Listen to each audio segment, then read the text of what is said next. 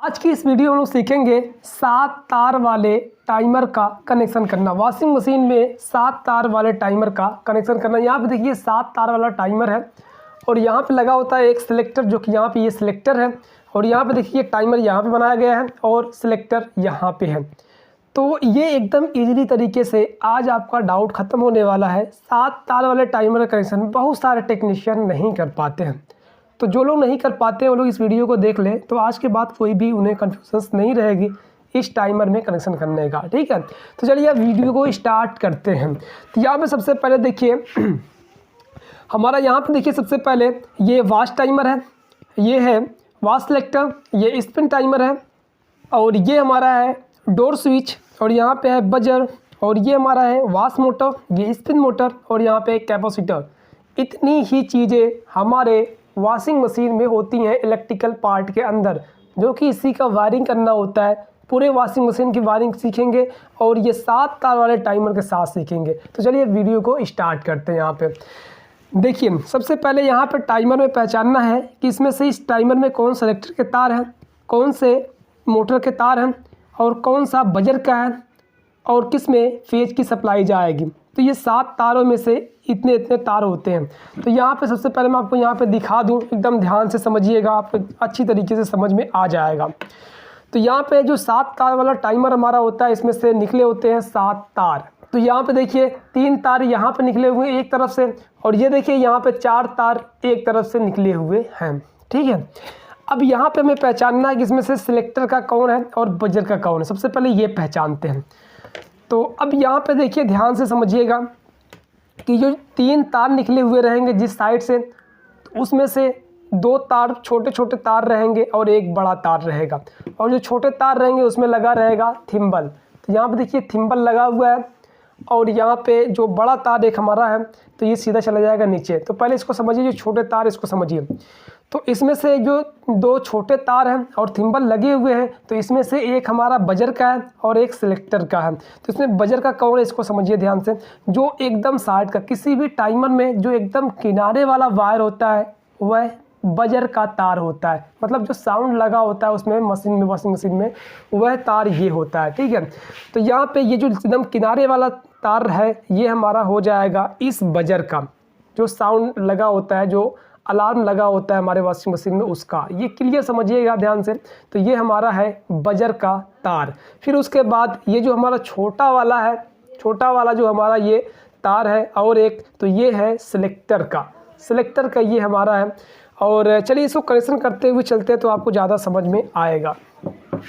तो बजर का तार ये हमारे टाइमर का जो बजर का तार, इसको बजर वाले में पहले इन कर देते हैं सब सीधा सीधा। तो यहाँ पे देखिए ये एकदम लास्ट वाला तार छोटा वाला है, तो ये हमारे बजर में चला जाएगा, डाल दिए बजर में। और जो एक और छोटा वाला तार है यहाँ पे 3 तारों में से, वो हमारे सिलेक्टर का है। तो ये जो छोटा वाला तार है ये सिलेक्टर में तो जाएगा, बट कहाँ से जाएगा, किस पे जाएगा, ये 3 पॉइंट है ना। तो देखिए इसमें क्या होता है ना कि 2 पॉइंट एक तरफ होती है और 1 पॉइंट अलग होती है। तो ये 3 तार, इसको अभी 4 तारों को ध्यान मत दीजिएगा, 3 तार का ध्यान से समझ लेंगे, 4 तार वाला एकदम ईजी हो जाएगा। तो यहाँ पे जो एक तार ये जाएगा, जो हमारा ये सिलेक्टर वाला तार है, ये वाला जो 3 तार में से एक तार जाएगा, यहाँ पे जो अलग पॉइंट रहेगी वहाँ पे जाएगा। तो अलग पॉइंट यहाँ पे बना हुआ है सिलेक्टर में, तो इस अलग वाले पॉइंट में ये 3 तारों में से जो सिलेक्टर का तार रहेगा एक, उसको चला जाएगा। तो यहाँ से देखिए ले जाने में तो कटपिट हो जाएगा, इसलिए हम लोग क्या करते हैं कि यहीं से इसको उठा करके सीधा सीधा यहाँ पे ले आकर के जोड़ देते हैं। क्लियर, तो यहाँ पे हमने इसको भी जोड़ दिया है। अब इसमें एक बड़ा सा तार बचता है।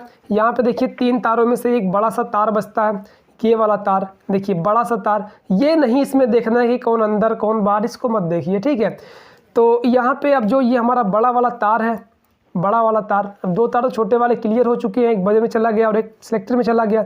और जो ये हमारा एक बड़ा वाला वायर है, ये बड़े वाले वायर में हमारा चला जाएगा फेज की सप्लाई।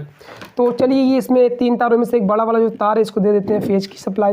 तो फेज ये हमारा है, तो इस फेज को दे देते हैं इसको। तो चलिए यहाँ से उठाते हैं सीधा और इसे दे देते हैं फेज।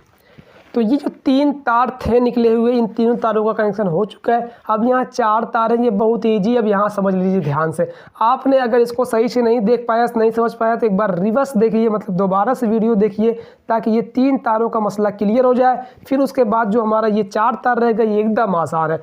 अब एकदम आसान का मतलब क्या है कि जो 4 तार है ना, इन 4 तारों में से 2 तार छोटे हैं और 2 तार बड़े हैं। 2 तार छोटे और 2 तार बड़े हैं। तो देखिए छोटे तार हमारे ये हैं, यहाँ पे देखिए थिम्बल लगा हुआ है। छोटे तार ये हमारे हैं, यहाँ पे थिम्बल लगा हुआ है। और ये 2 बड़े तार हैं जिसमें थिम्बल नहीं लगा हुआ है। तो जो छोटा तार 2 है, ये दोनों चला जाएगा हमारे सेलेक्टर पे। जो एक तरफ पिन दोनों हैं, तो ये दोनों उसी पे चला जाएगा, चाहे किसी भी पॉइंट पे डाल सकते हैं। ठीक है, अभी मैं आप बताऊंगा कि इसको फिर उल्टा भी करना रहता है, कैसे मैं बताऊंगा अभी। ठीक है, लेकिन इसको किसी भी पॉइंट में डाल देंगे तो मशीन काम करेगी। तो अब यहाँ पे देखिए, जो यहाँ पे सिलेक्टर में 2 पिन एक साइड निकले हुए हैं, और यहाँ पे भी देखिए, यहाँ पे डायग्राम में बनाया गया है। तो इसमें इसको सीधा सीधा जोड़ देते हैं, जो हमारे 4 तार में से 2 छोटे तार होते हैं। तो चलिए जोड़ देते हैं फटाक से इसको। तो इसको हम ला करके यहाँ पे दोनों को जोड़ देंगे। ये हैवी और नॉर्मल का ऑप्शन यहीं से क्रिएट होता है कि हैवी नॉर्मल यहाँ सेलेक्टर से करने के बाद यही तार के जरिए से हमारा जो वाश मोटर है जल्दी जल्दी घूमने लगता है, फिर धीरे धीरे घूमने लगता है। तो यहीं से ये क्रिएट होता है फंक्शन। ठीक है, तो इतना क्लियर हो गया। फिर उसके बाद हमारे जो 2 बड़े वायर रहेंगे जिसमें थिम्बल नहीं लगे हैं, मतलब कि ये वाला वायर जो हमारे 4 तारों में से जो बड़ा वायर 2 निकला हुआ है, ये दोनों चले जाएंगे हमारे वाश मोटर के रनिंग और स्टार्टिंग पे। तो चलिए वाश मोटर के रनिंग और स्टार्टिंग पे इसको डायरेक्टली इन कर देते हैं। तो यहाँ पे हमने इसको डायरेक्टली इन कर दिया रनिंग और स्टार्टिंग पे। ठीक है, तो ये हमारे जो टाइमर का कनेक्शन था ये 100% तरीके से हो गया। अब नॉर्मली जिस तरीके से वॉशिंग मशीन में कनेक्शन किया जाता है वैसे कर दिया जाएगा। तो 7 तार का टाइमर का कनेक्शन ऐसे ही होता है। तो इसको आप ध्यान से समझ लीजिएगा। और अभी तक अब आपको नहीं समझ में आया तो दोबारा से एक बार और वीडियो पीछे से आकर के देखिए, तो ये आपका टाइमर का जो प्रॉब्लम रहेगी ये ख़त्म हो जाएगी। इसको आप डायग्राम बना करके अपने मोबाइल में या फिर इमेज निकाल करके इसका रख सकते हैं, ताकि कभी साइड पे जाए तो वहाँ पे काम कर सकें। ठीक है, अब इसके बाद स्टार्ट करते हैं, सारी की सारी वायरिंग को ख़त्म कर देते हैं। ठीक है, तो अब यहाँ पे चलिए स्टार्ट करते हैं, सारी वायरिंग ख़त्म करते हैं। तो ये सारी चीज़ें हो गई। तो ये कैपेसिटर जो ज़्यादा एफडी करेगा, सीधा ला करके जोड़ देंगे हम लोग इसके रनिंग और स्टार्टिंग पे वाश मोटर के। तो यहाँ पे जोड़ दिया गया। और जो न्यू, और उसके बाद फिर इसको भी कर लेते हैं। यहाँ पे देखिए रनिंग स्टार्टिंग इसको दे देते हैं फटाफट। कैपेसिटर को ये रनिंग और स्टार्टिंग को देते हैं स्पिन मोटर के जो 6 एफडी का। और फिर उसके बाद यहाँ पे जो हमारा फेज इसको दिया गया, यही फेज हम उठा करके दे देंगे अपने इस टाइमर को, स्पिन टाइमर को दे देंगे। और उसके बाद स्पिन टाइमर के दूसरे पॉइंट्स आउट को ला करके हम दे देंगे यहाँ पे डोर स्विच के एक पॉइंट पे, और डोर स्विच के दूसरे पॉइंट्स आउट को ला करके हम दे देंगे स्पिन मोटर के रनिंग वाले पॉइंट पे। फिर ये तो फेज वाला काम खत्म हो गया। जो न्यूट्रल का वायर है इसको सीधा ला करके हम दे देंगे सबसे पहले बजर में। तो बजर का जो एक पॉइंट बचा है इसको दे देंगे, और फिर यहीं से आउट करा करके हम दे देंगे दोनों मोटर के कॉमन वाले पॉइंट पे। तो ये कॉमन वाला पॉइंट इसको दे देंगे, और एक कॉमन वाला पॉइंट हमारा यहाँ पे है तो इसको दे देंगे। ठीक है, तो यहाँ पे हमारे वॉशिंग मशीन की पूरी वायरिंग कंप्लीट हो चुकी है। सेम इसी तरीके से हमारे पूरे वॉशिंग मशीन की वायरिंग कंप्लीट हो जाती है। ठीक है, यहाँ पे मैं आपको थोड़ा सा ये चीज़ समझा देता हूँ, यहाँ पे आप समझ में आपको आ जाएगा कि ये जो 2 तार हमारे हैवी और नॉर्मल के हैं, ये अगर इधर उधर हो जाएंगे तो क्या होगा। देखिए ये दोनों की इधर भी लगा दीजिए। उसके बाद मशीन को अभी कसना नहीं है आपको। ये जो फ्रंट बोर्ड आपका है जिसमें ये सिलेक्टर लगा हो तो उसको कसना नहीं है, पहले चला लेना है।